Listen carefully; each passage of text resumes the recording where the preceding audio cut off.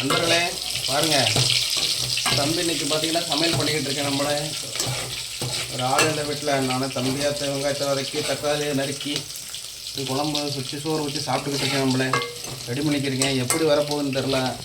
வீட்டில் எல்லோரும் கோயிலுக்கு போயிட்டாங்க. நம்மளை வேலை வாங்கிட்டு மனவேதனை தான் இருக்குது. வெளியிலேயும் சாப்பிட முடியல. வயிறு புண்ணாயிடுச்சு, அல்சர் பிரச்சனை, பல பிரச்சனை இருக்கிறதால வெளியிலேயும் சாப்பிட முடியல.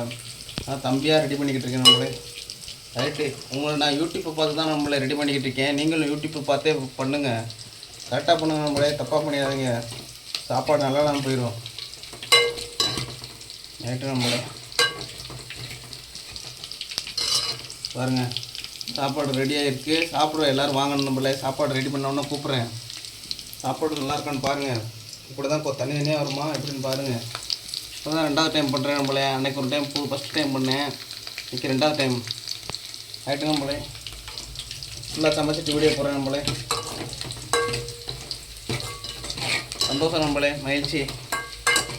காலையில் வந்துட்டுனா குளிக்கலாம். நம்மளே நான் சாப்பாடு ரெடி பண்ணிட்டு தான் குளிக்கணும். நம்மளே ரைட்டு, சந்தோஷம். நம்மளே